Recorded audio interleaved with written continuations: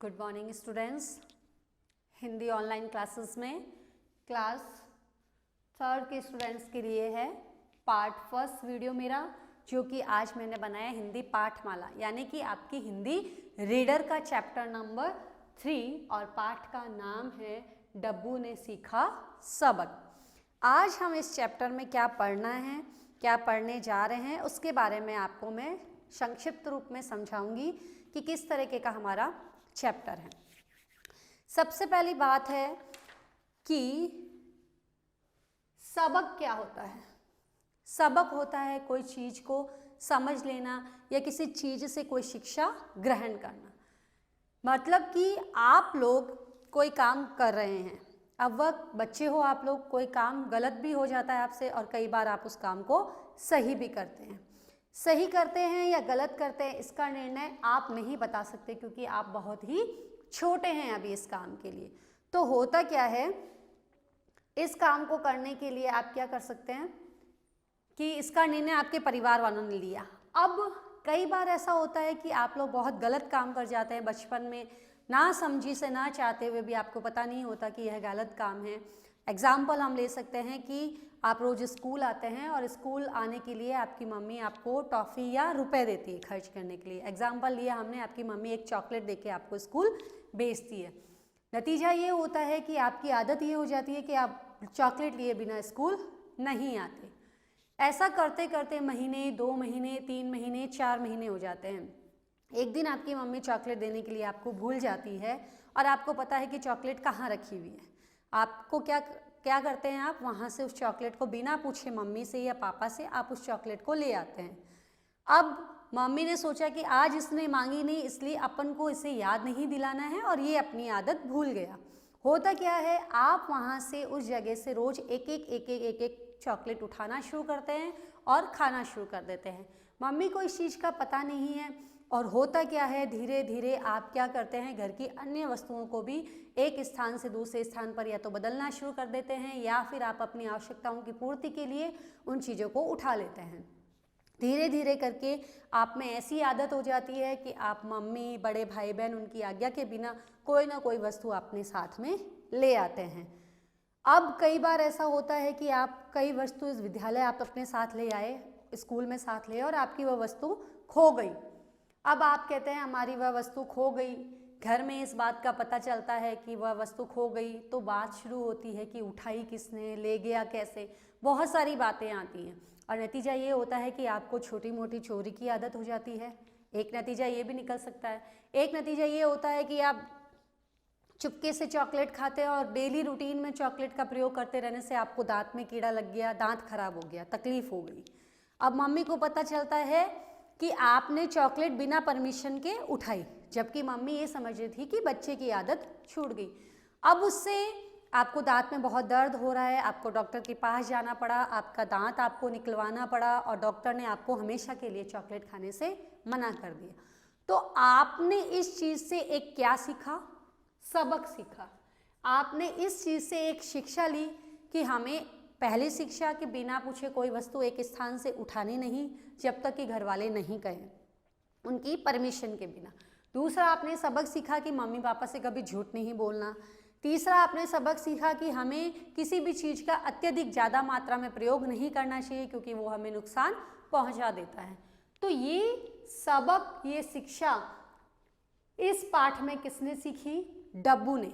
और डब्बू कौन है, क्या करता है, उसके साथ क्या हुआ, वो आज हम इस चैप्टर में देखेंगे। तो मैं आपको एक कहानी के रूप में अभी इसको समझा रही हूँ कि डब्बू कैसा था, फिर हम इसको अच्छे से पढ़ेंगे। साथ ही साथ इसमें जो आने वाले हैं कठिन शब्द मैं आपको बताती जाऊंगी, और शब्दार्थों को, कठिन शब्दों को आपको एक बार आपके पास बुक है तो उसमें देखना है, याद करना है, उनको अच्छे से समझना है। अब आते हैं हम हमारे चैप्टर पे। डब्बू, डब्बू जो कि एक लड़का है और वो बहुत ही शैतान है, बहुत ज़्यादा शैतानी करता है।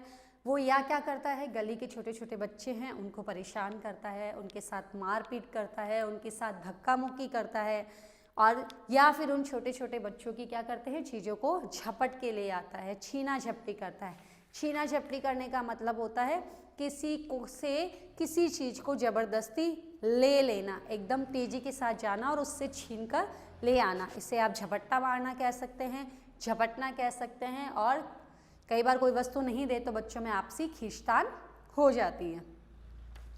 तो इस तरीके के काम हमारा डब्बू किया करता था। उसकी मम्मी थी जो उसे बहुत ही डांट लगाती थी कि डब्बू आपका काम ये नहीं है, लोग मुझे कहते हैं कि आपका बच्चा बड़ा बदमाश है, शैतानी करता है, आप इस तरीके के काम मत करिए।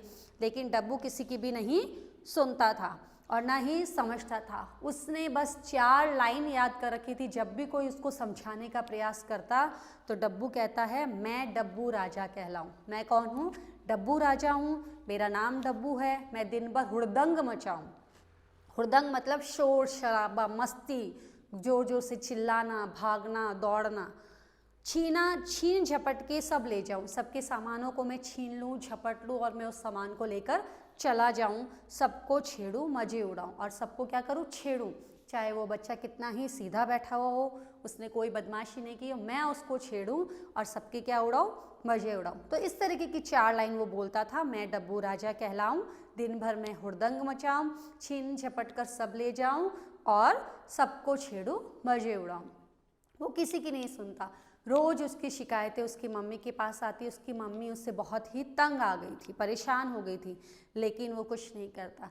यहाँ तक कि उसकी एक छोटी बहन थी जिसका नाम था निशी। उसके बर्थडे था, उसके बर्थडे यानी कि जन्मदिन पर उसे बहुत सारे गिफ्ट मिले, लेकिन हमारे डब्बू राजा ने क्या किया? उसके सारे तोहफे ले लिए, उसकी चॉकलेट्स खा ली और उन डिब्बों को तोड़ दिया, झपट कर ले गया। वो कोई गेम खेलती तो गेम में वो खाना बनाती या शरबत बनाती या कोल्ड ड्रिंक लेके आती तो वो उसको भी पी जाता या गिरा देता। और बस वही कहता, बहन छोटी रोती रहती, लेकिन उसका काम एक ही था, वही 4 लाइनें दोहराना। मैं डब्बू राजा कहलाऊं, दिन भर मैं हुड़दंग मचाऊं, छीन झपट के सब ले जाऊं, सबको छेड़ूं, मजे उड़ाऊं। इस तरीके से दिन भर दिन उसकी शैतानियाँ बढ़ती गई।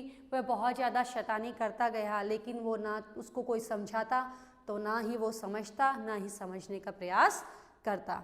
एक दिन इसी क्रम में वो क्या कर रहा था? घर से भागते हुए निकल रहा था। वो आगे बाएं दाएं बाएं उसने किसी को नहीं देखा और एक आदमी अपने फल का टोकरा लिए हुए बेचने के लिए जा रहा था। तभी डब्बू ने क्या किया? जल्दी से भागते हुए देखा नहीं और उससे टकरा गया। जैसे ही 2 वस्तु आपस में टकराएगी तो क्या होगा? अब उसके पास फलों का टोकरा था, वो नीचे बिखर कर गिर गया। सारे फल जमीन पर बिखर गए। अब फल वाले का बड़ा नुकसान हुआ, क्योंकि डब्बू ने भागते समय क्या किया?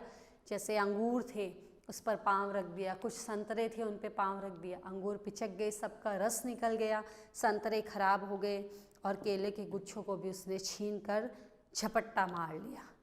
अब जो फल वाला था बड़ा गरीब आदमी था, बहुत ही घबराया, उसको बहुत सारे रुपयों का नुकसान हो गया। लेकिन डब्बू ने बोला कुछ भी नहीं, उसको सॉरी तक नहीं बोला। अब वह जो फल वाला था जोर जोर से चिल्लाने लगा, रोने लगा, मेरा बहुत ज़्यादा नुकसान हो गया। इतनी तेज तेज आवाज़ सुनकर डब्बू की माँ बाहर आती है और कहती है, क्या हुआ? कौन चिल्ला रहा है? देखा तो फल वाले ने बहुत ही उसने डांट लगाई और वह सुनती है। अब होता है क्या, इस चक्कर में बहुत ही हंगामा होता है जिस आवाज़ को सुन रहा था। हंगामा का मतलब हो जाता है हल्ला गुल्ला।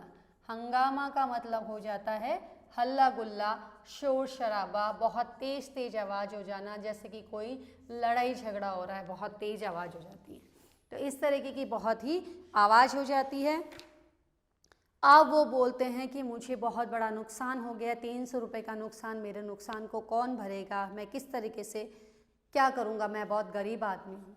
तो उसकी मम्मी बड़ी समझदार थी। डब्बू की मम्मी ने उस व्यक्ति को 300 रुपये दिए और उससे क्षमा मांगी, उसे वहाँ से भेज दिया। लेकिन डब्बू कुछ नहीं बोला और सिर्फ वही 4 लाइनें दोहराता हुआ, मैं डब्बू राजा कहलाऊं, दिन भर मैं हुड़दंग मचाऊं, छीन झपट के सब ले जाऊं, सबको छेड़ो मजे उड़ाऊं, इस तरीके से कहता हुआ भाग गया। अब सभी कोई ना कोई व्यक्ति का क्रम चलता रहा। सभी डब्बू को देखते डर जाते, सावधान हो जाते कि कोई नुकसान नहीं पहुंचाता। हालत ये थी कि उसके क्लास के टीचर, क्लास के बच्चे और पड़ोस के बच्चे सभी डब्बू से बहुत ज़्यादा परेशान थे। एक दिन डब्बू पार्क में खेल रहा था। खेलते हुए वहाँ पर बहुत सारे झूले बच्चे झूल रहे थे। झूला झूला झूल रहे थे। झूला झेलते झेलते हुआ क्या, डब्बू ने एक झूले में बिना लाइन लगाए, सब लाइन से खड़े थे और सभी लाइन से आ रहे थे, डब्बू ने कोई लाइन नहीं लगाई और क्या हुआ, डब्बू उस लाइन को तोड़कर आगे चला गया। अब बच्चों ने, कुछ बच्चे थे वहाँ पर, फल बेचने वाला था, वहाँ से केले खरीदे, केले खाए और केले खाने के लिए नीचे बैठ गए। अब हुआ क्या, केले खाने के लिए जैसे ही बैठे तो एक पेड़ के नीचे बैठे, पेड़ पर एक बैठा हुआ था बंदर, वह आया और उसने केले के गुच्छों को झपट लिया। बच्चे उसको लेने के लिए भागे, लेकिन बंदर उनको डराने लगा, बच्चे पीछे आ गए। डब्बू जो अपने आप को राजा, दबंग, सबको छेड़ने वाला बताता था, आदत से लाचार, बंदर के सामने चला गया। बंदर से केले झपटने लगा, लेकिन बंदर बहुत ही तेज तर्रार था। उसने क्या किया, डब्बू को पकड़ लिया और जगह जगह अपने नाखून चुभा दिए, नौच दिया उसे और उसको बुरी तरीके से काट लिया। नतीजा हुआ कि डब्बू को बहुत खून निकलने लगा और डब्बू रोने लगा। रोते हुए डब्बू घर पर आया, घर पे आके डॉक्टर को बुलाया गया। डॉक्टर ने डब्बू के टिटनेस का इंजेक्शन लगाया, क्योंकि बहुत ज़्यादा काट लिया था बंदर ने। जहर हो जाता है तो हम लोग, या लोहे की वस्तु से, किसी वस्तु से लग जाती है तो हम टिटनेस का इंजेक्शन लगाते हैं। बहुत सारी पट्टियाँ बांधी गई। अब मम्मी ने उससे पूछा, डॉक्टर साहब आपको इंजेक्शन लगा रहे हैं। डब्बू इंजेक्शन से डरता था, उसने बोला मुझे मत लगाइए, लेकिन इंजेक्शन लगवाया। तब डब्बू ने कान पकड़ के सॉरी बोली, आज के बाद मैं किसी को परेशान नहीं करूँगा, तंग नहीं करूँगा, क्योंकि मुझे अपना क्या मिल गया, सबक मिल गया, मुझे एक शिक्षा मिल गई कि किस तरीके से परेशान करने पर लोगों को परेशानी होती है। आज एक बंदर ने मुझे परेशान किया तो मुझे कितना दर्द मिला, मुझे इंजेक्शन भी खाना पड़ा, मेरे खून निकला, मेरे पट्टियाँ बांधी गई। इस तरीके से उसने आगे भविष्य में कभी ना शैतानी करने का संकल्प लिया और डब्बू एक बहुत ही अच्छा बच्चा बन गया। उसने शैतानी छोड़ दी, हंगामा मचाना, जो कि हल्ला गुल्ला करता था, हुड़दंग मचाता था, भाग दौड़ करता था, वो सभी उसने करना बंद कर दिया। अब शब्दार्थ के अंदर हमारे पास में एक आया शब्द हंगामा, जिसका अर्थ होता है हल्ला गुल्ला करना, झगड़ा करना, किसी से झगड़ना, ठीक है, बहुत ज़्यादा झगड़ा करना, झगड़ालू व्यवहार, ये हो जाता है। एक हमने देखा था झपट्टा,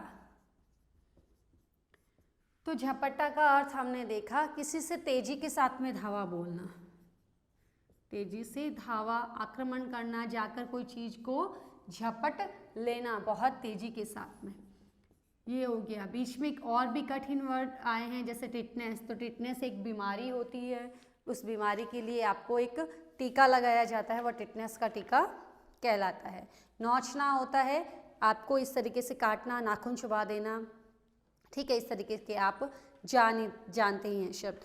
तो हमें इस चैप्टर के जो भी हैं कठिन शब्द हैं उनको समझना है, याद करना है, शब्दार्थों को याद करना है, और इस स्टोरी को मैंने शॉर्ट में समझाया है। नेक्स्ट वीडियो में हम इसको पूरा आराम से पढ़ेंगे और समझेंगे। तब तक के लिए थैंक यू।